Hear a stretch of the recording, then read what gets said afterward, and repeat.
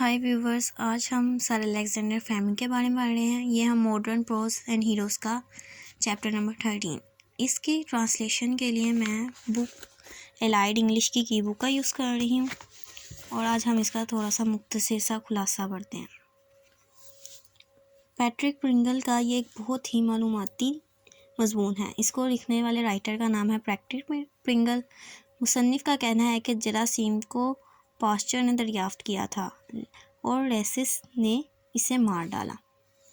इन दोनों ने तिब के असूल और अमल में इनकलाब बर्पा किया। लुई पास्चर ने दरियाफ्त किया कि ये बीमारी जरासीम से पैदा होती है। रेसिस ने मरीज़ को ऑपरेशन करते हुए जिल्द में जरासीम को दाखिल होने से रोकने का पहला तरीका मुतारिफ़ करवाया। यानी कि ये उस वक्त की बात है जब जंग हो रही थी और जंग में जब लोगों को ज़ख़म लगे थे और उनको उससे बचाया जाता था, लेकिन पर ज़्यादातर लोग अपने जरासीम लगने की वजह से मर जाते थे, ना कि अपने ज़ख़म की वजह से।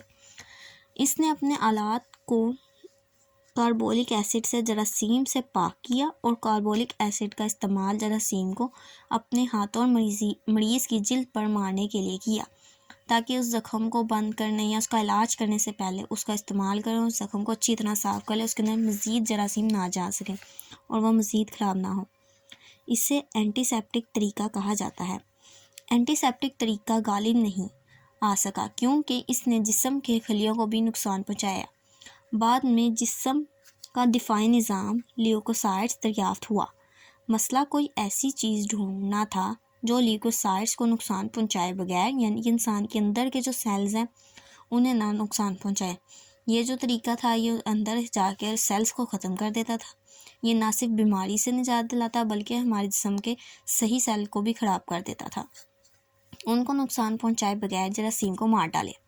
Sir Alexander Fleming saint Mary हस्पताल के टीकाकारी शोबे के अमले में शामिल हुए। इसके बाद इसने 8 साल राइट की लेबोरेटरी में काम किया।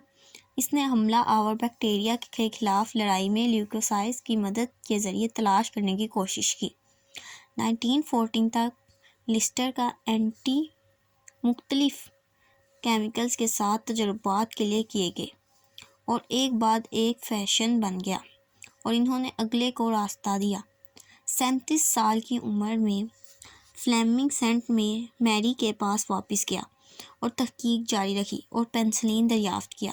कार्बोलिक एसिड पेंसिलिन कैसे दरियाफ्त हुई थी?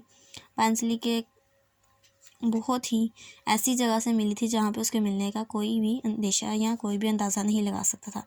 कार्बोलिक एसिड जैसा केमिकल नहीं बल्कि कुदरती जरासीम कश मसलन पेंसिलिन को मर्स के इलाज में इस्तेमाल करने के लिए मरतकज़ करना था। ऑक्सफोर्ड की टीम ने यह काम किया और इसे हासिल किया। 1945 में फ्लेमिंग को इनकी दरियाफ्त पर नोबेल इनाम दिया गया। फ्लेमिंग को इस दरियाफ्त के लिए बहुत शुक्रिया अदा किया गया। फ्लेमिंग एक ऐसा पर्सन था कि जिसको अपनी उसकी ज़िंदगी में ही उसे इनाम दे दिया गया था, वरना कुछ लोग ऐसे होते हैं जो कुछ चीज़ें दरियाफ्त करते हैं पर उनके अमवात के बाद उन चीज़ों का सही तरीके से इस्तेमाल होता है और उसके बाद उनको इनाम दिए जाते हैं। लेकिन पर फ्लेमिंग एक ऐसा शख्स था जिसने अपनी ज़िंदगी में ही नोबेल इनाम को हासिल किया, लेकिन इसने आजिज़ी से कहा कि ये शुक्र इसकी वजह से नहीं था। इन्होंने इससे कुदरती तोहफ़ा करार दिया। इन्होंने कहा कि कुदरत ने पेंसिलिन बनाया था और मुझे पर पेंसिलिन ईजाद करने का सेहरा सजा दिया गया है। ये इसका मुख्तसर सा खुलासा था। अब हम इसके क्वेश्चन आंसर्स की रीडिंग करते हैं।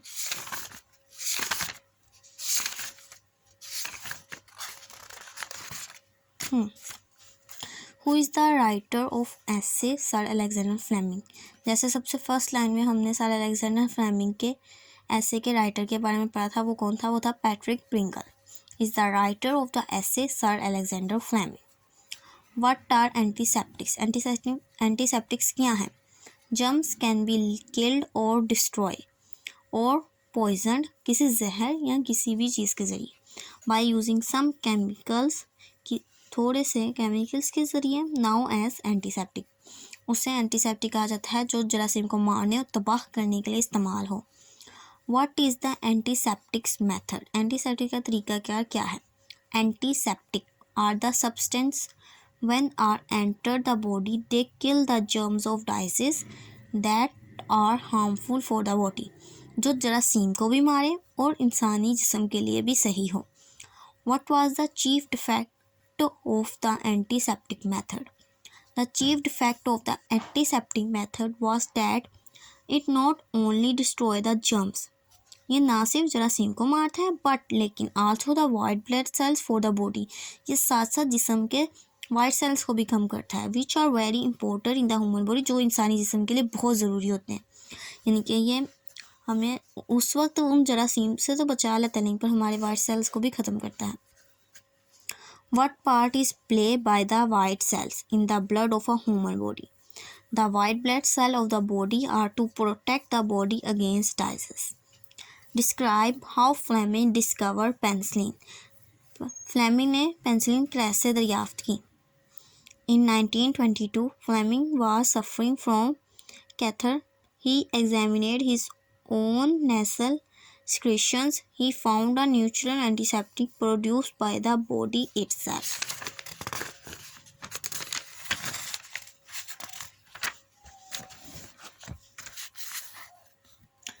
What was the aseptic method? Aseptic और antiseptic method ये दोनों अलग-अलग methods हैं. The method in which heat was used to destroy the germs of disease was known as an aseptic method. Antiseptic और aseptic method, ये aseptic method है जिसे हम हीट की वजह से जरासीम को मारते हैं। In what respect is penicillin better than to chemical antiseptics? Penicillin is better than other chemicals. जो पेंसिलिन है वो दूसरे केमिकल से बेहतर है, क्योंकि दूसरे केमिकल्स हमारे जिस्म को नुकसान पहुंचाते हैं पर पेंसिलिन का कोई नुकसान नहीं पहुंचता। Antiseptic as it destroy only germ, वो सिर्फ जरासीम को मारता है, ऑफ डाइजीज जो बीमारी के हैं, and is harmless to the white cells of the body, और ये जिस्म के वाइट सेल्स के लिए सही है। Question number 9, was Fleming proud of his discovery? वो अपनी डिस्कवरी पर नाज क्यों करता था? Fleming was humble and not proud of his discovery, वो अपनी डिस्कवरी पर प्राउड नहीं करता था। ही से वो कहता था नेचर मेक पेंसिलिन, के कुदरत ने पेंसिलिन को बनाया है। आई जस्ट फाउंड इट, मैंने तो बस इसे ढूंढा है। Question number 10, why could not penicillin have been discovered in the research laboratories America? Penicillin, अगर यही पेंसिलिन को अमेरिका की लेबोरेटरीज में कैसे ढूंढा जा सकता था? क्योंकि वो तो प्रॉपरली कवर होती है, उनके अंदर ना ही कहीं से डस्ट आती है ना ही कोई और चीज़। ये एक ओपन जगह थी जहाँ पर एक दूर से कोई रुई की फफूंदी उड़कर आई जो उसके ऊपर गिर गई, जिससे पेंसिलिन दरियाफ्त हुई। अगर यही अमेरिका की कोई होती तो वहाँ पे तो इस चीज़ का नामो निशान भी नहीं होता जिससे पेंसिलिन बने। तो so penicillin could not have been discovered in laboratories of America are this where very neat, क्योंकि वो बहुत साफ़ होती हैं, क्लीन एंड कवर्ड, और हर तरह से साफ़ और कवर्ड और हर तरह से बंद होती हैं फ्रॉम ऑल साइड, हर तरफ। And spore of penicillin could not reach in side them, penicillin का वहाँ दरियाफ्त होने का कोई भी अंदाज़ा नहीं लगाया जा सकता। ये सारे अलेक्जेंडर फ्लेमिंग के क्वेश्चन आंसर्स थे जिनको आज हमने रीड किया है और हमने इसका जो मुख्तसर सा खुलासा किया है। ये सर अलेक्जेंडर फ्लेमिंग और लुई पास्टर, ये दोनों chapters modern prose and heroes में बहुत इंपॉर्टेंट है। इनमें से हमेशा 30 to 40% एग्ज़ाम आता है sir Alexander Fleming and Louis Pasteur से। So bye.